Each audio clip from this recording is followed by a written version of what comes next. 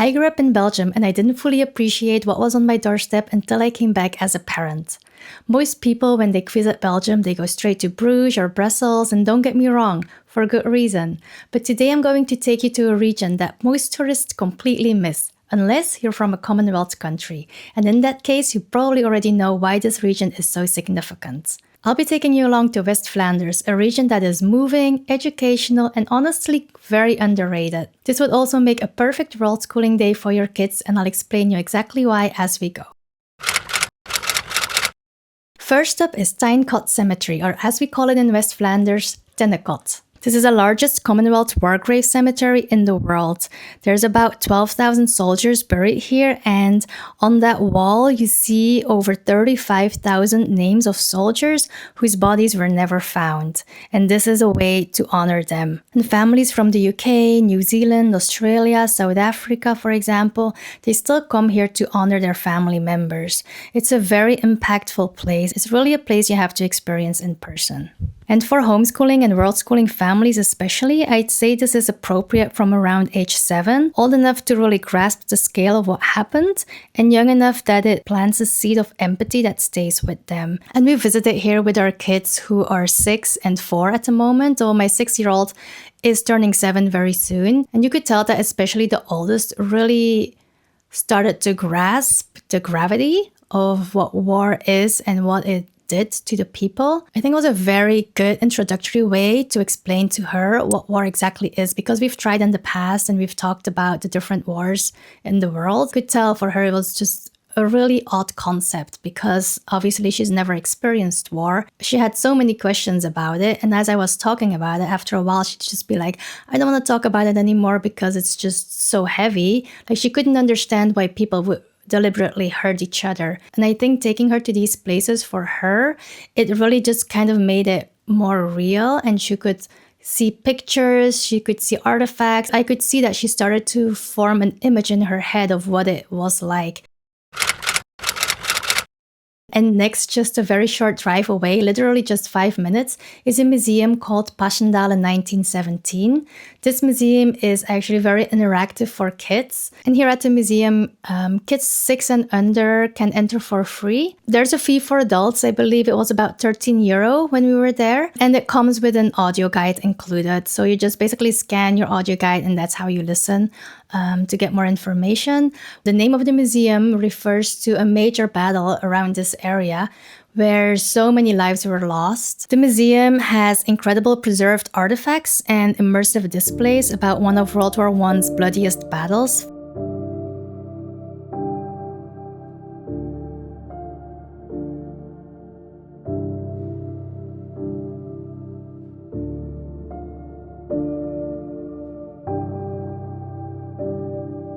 What I think was most impactful and interesting for the kids was the fact that they were able to walk through reconstructed trenches. They are reconstructed, but there are some materials that they brought over from original trenches that they found and that they transported over here to the museum area. My oldest daughter was so fascinated by how soldiers used to live in the past during the war.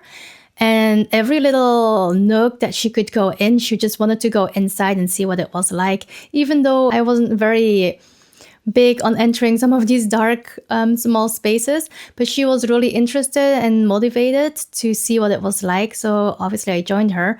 But I was just really amazed at how interested she was and how much she wanted to learn about that era. And also walking through the trenches, you understand in your body what you can't fully understand in your head from a textbook. So for homeschooling families, this covers history, geography, and even literature, because the famous poem In Flanders Fields was written about this exact landscape. And you can read it with your kids on the location. It will genuinely give you goosebumps. After the trenches, you can take a slow walk through the park because it's actually set in a beautiful, beautiful location.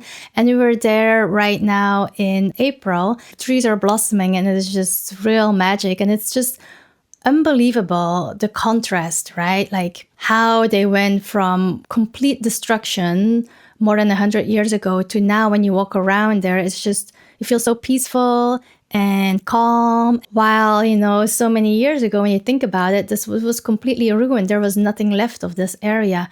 And I think that contrast, for me personally at least, was just very impactful. And then a quick tip for something else that you can do in this area that we personally didn't do today, but that I have done in the past, is both a bicycle tour and a walking tour.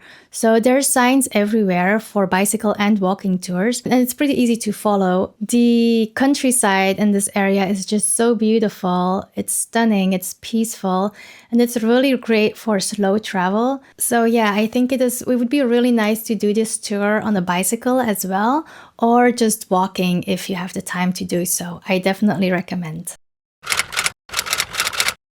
Okay, and after a heavy morning of history, this is your reward. Well, for the adults at least. This is a place called In De Vrede, and it's right across from the Sint-Sixtus Abbey, where they brew the Westvleteren beer. And if you know a little bit about beer, you might know that Westvleteren 12 has been named the best beer in the world for many, many years. This is actually the one place where you can reliably drink the beer. And I highly recommend you come here. You only see local tourists, people from Belgium. They come from different places just to try the beer. And it is just a very unique flavor. I think it's just one of the most unique experiences you can have as a tourist in Belgium. This beer is not really commercialized, so it's very hard to find abroad. It's also very hard to find in different cafes or pubs in Belgium. You won't find it in the supermarket. There's no marketing campaign. It is just whatever the monks brew is just to sustain themselves. So I think in that as well, there could be like a homeschooling or a world schooling lesson that you can talk about with your kids. It's literally the opposite of what we know today about marketing and sales, etc. And one tip, do make sure that it's open before you head over, because I know my dad and then some of my friends, they all told me that they've been there when it was closed. So it is best to check before you head over. And they also serve delicious food at this cafe, very Belgian style, but really, really tasteful. A lot of it is brewed with the beer. For example, the cheese is brewed with the beer. You can order a pizza and the pizza uses the cheese that is brewed with the beer. Like, it's really just so unique and it's so tasty. I think if you can, I highly, highly recommend you go here. And then for the kids, there's also a playground outside and in the back. It's just a great spot for kids and adults alike. And then if you still have the energy, then I recommend you to go to the city of Ypres. There's actually two things there that are not to miss. The first one is the In Flanders Museum. That museum is a lot more modern.